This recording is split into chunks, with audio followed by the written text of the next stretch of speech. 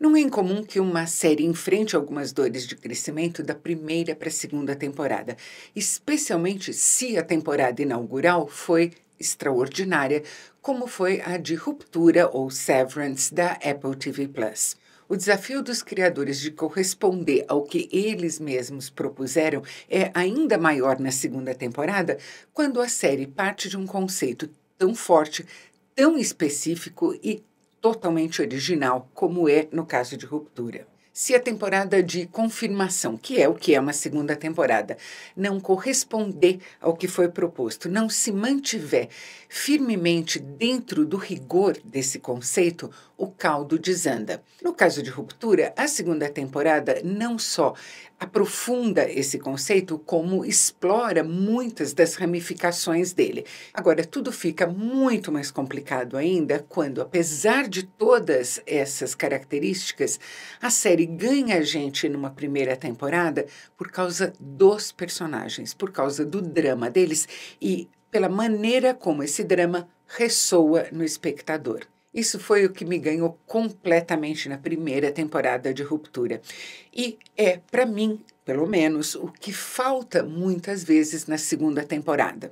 Eu tive momentos de grande envolvimento nela, mas tive também longos trechos de, eu diria até aborrecimento. Vou pôr à parte de todos esses comentários o último episódio, o que encerrou a segunda temporada, porque ele foi um fenômeno. Tudo aquilo que para mim não estava dando certo nos episódios anteriores funcionou maravilhosamente no último. O primeiro ponto importante é que, para mim, pelo menos, não cabe falar de Ruptura, gostei ou não gostei dessa segunda temporada, porque a série é tão mais do que isso. Mas eu acho que o criador de Ruptura, o Dan Erickson, enfrentou pelo menos 2 dilemas dessa vez. O primeiro desses dilemas é o quanto resolver de mistérios contidos na primeira temporada e, ao mesmo tempo, propor novos enigmas para o espectador. Essa é a parte do desenvolvimento, do conceito da ampliação da mitologia, do lore, como o pessoal gosta de chamar, em torno da Lumon. Aí entram tramas como, por exemplo, a Miss Cobble, a personagem da Patricia Arquette, indo àquele lugar gelado, possivelmente no Alasca, descobrir algo a respeito do passado dela. Toda a parte da tentativa de reintegração do Innie e do Out do Mark, o personagem do Adam Scott. Aquele retiro naquele lugar gélido a que os colegas do Departamento de Refinamento de Macrodata são levados pelo Sr. Milchick e no qual eles vão encontrar duplos de si mesmos. Ou ainda uma coisa que tinha despertado muita curiosidade na primeira temporada, da onde vêm aqueles cabritinhos. Esse é um exemplo de que eu gosto muito, porque na sequência em que a gente descobre o lugar onde vivem os cabritinhos, uma pastagem criada dentro de um ambiente imenso, dentro daquele prédio absolutamente estéril da Lumon, no qual vários pastores liderados pela Gwendolyn Christie cuidam dos animais, é interessante, é curioso, é enigmático e, no entanto, para mim, pelo menos, não provocou nenhum engajamento emocional. Foi só uma curiosidade intelectual minha que foi satisfeita. No último episódio, porém, a gente vai ver a Gwendolyn Christie de novo. E, aliás, arrasando na cena. É a cena em que ela tem que levar um cabritinho para um sacrifício. E a dor no rosto dela, o sofrimento dela, traz à tona um dos pontos que são mais interessantes em Ruptura. Os tratos terríveis que às vezes a gente tem que fazer com a gente mesmo. Ela ama os animais, ela está lá porque ela quer cuidar deles e, no entanto, isso implica, vez ou outra, levar um deles à morte. Ruptura é cheia desses temas que aparecem nas imagens que a gente pressente muito antes de analisar intelectualmente. E nos momentos menos frequentes nessa segunda temporada do que na primeira, mas nos momentos em que a segunda temporada consegue trazer essas coisas à tona, aí sim funciona demais para mim. Eu quase conseguia ouvir o meu coração se partindo em todas as cenas em que o Innie do Dylan conhece a mulher do out dele. Outra atriz que eu gosto muito, a Merritt Wever, uma pessoa que sabe transmitir doçura como quase nenhuma outra. A maneira como o Winnie do Dylan, que não faz a menor ideia de quem seja o Walt dele, vai se apaixonando pela mesma mulher e fazendo ela se apaixonar por ele também, é muito triste. É triste porque aí está um dos grandes temas da série. A maneira como os Innies e os Outs todos partem da mesma matriz, mas são versões diferentes dela. E não são só diferentes. No geral, os Innies são muito melhores do que os Outs. A Halle, que é a Innie da Helen Egan, é muito melhor do que a Out dela. A Innie dela é uma pessoa cheia de compaixão, é uma pessoa com curiosidade sobre o mundo, uma pessoa que quer descobrir o amor, quer sentir as coisas da maneira mais pura que ela puder. E a Out dela, possivelmente não por escolha própria, né? A Helen Egan é uma pessoa implacável, dura, fria, oportunista, manipulativa. Quando o Irving, o personagem do John Turturro, vai conhecer o Out do homem por quem ele se apaixonou dentro da Lumon, o personagem do maravilhoso Christopher Walken, ele fica se perguntando: essa é a pessoa por quem eu me apaixonei? Como pode isso ter acontecido? O que essa temporada vai desenhando e o que ela vai levar a uma culminação no último episódio é o conceito de que os Innies são inocentes das escolhas dos Outs. Cada escolha que a gente faz ao longo de toda a vida da gente vai moldando quem a gente é, para melhor e para pior. Os Innies nunca fizeram nenhuma escolha.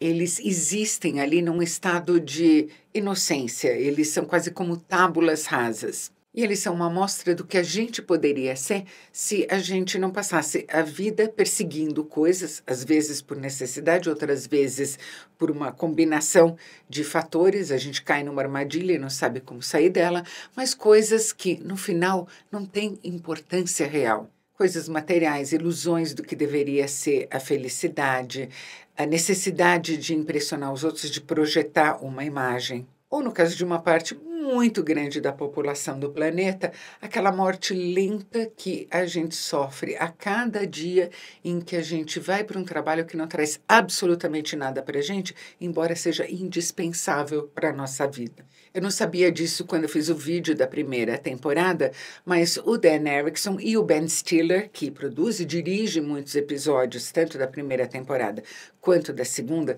se basearam na linguagem visual, que merece toda uma explanação à parte, de ruptura, em um livro de fotos sobre escritórios nos anos 90. Eu consegui ver algumas fotos do livro e, se possível, os ambientes reais que estão retratados ali são ainda mais inumanos e estéreis do que a Lumon. E, no entanto, esses Innies, para quem um dia de trabalho está sempre emendado no outro, é como um contínuo para eles, fazendo um trabalho cuja finalidade eles desconhecem, cujo propósito escapa a eles completamente, obedecendo a regras que eles não sabem de onde vieram e por que têm que ser cumpridas, sendo obrigados a se comprometer com uma lealdade a uma corporação que é muito mais uma seita do que uma empresa. Ainda assim, esses Innies, nessa segunda temporada, estão descobrindo que eles existem. A cada escolha que eles fazem, eles se tornam mais uma pessoa completa.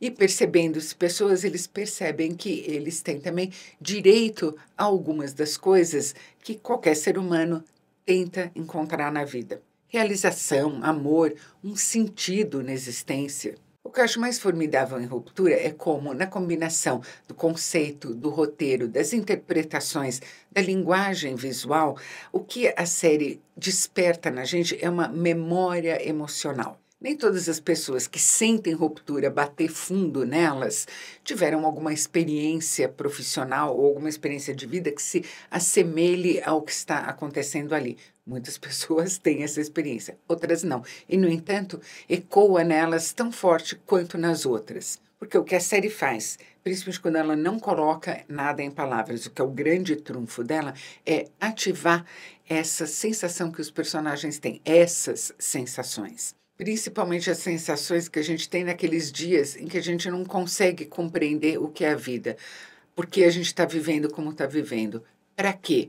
Talvez a coisa mais brilhante de Ruptura, no entanto, seja que tudo isso vem da maneira como a Lumon é retratada e da maneira como ela é filmada. Aquela luz uniforme que vem de cima e que não deixa nenhuma sombra em lugar nenhum. A luz não é direta, é difusa, mas ela é implacável.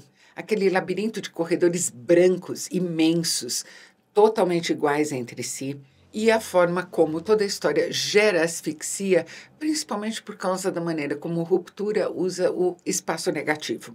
Eu não estou falando aqui dos grandes vazios dentro da Lumon, porque eles são só um elemento do espaço negativo. Por exemplo, a forma como frequentemente eles fotografam os atores a partir daqui só, a gente vê o que está por cima da tela do computador, e daí tem aquele teto imenso para cima deles. A forma como frequentemente eles criam quadros dentro de um quadro maior, ou como eles empurram os personagens, tendo um diálogo, por exemplo, para um canto do quadro e deixam todo aquele nada ao redor deles. Dentre todas as coisas estranhas que acontecem ali na Lumon, o mais estranho é isso para mim, o fato de que ela é um lugar imenso para conter o nada. Todas essas qualidades continuam perfeitamente preservadas na segunda temporada. E eu compreendo que, para uma parte dos espectadores, talvez o quebra-cabeça seja o que há de mais interessante na série.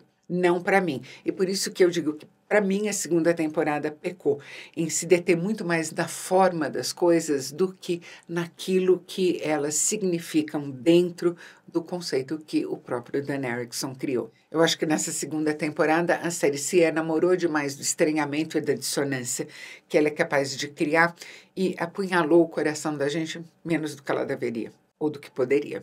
Se você gostou desse vídeo, não se esqueça de curtir. Inscreva-se no canal e clique no sininho. E a gente se vê no próximo vídeo.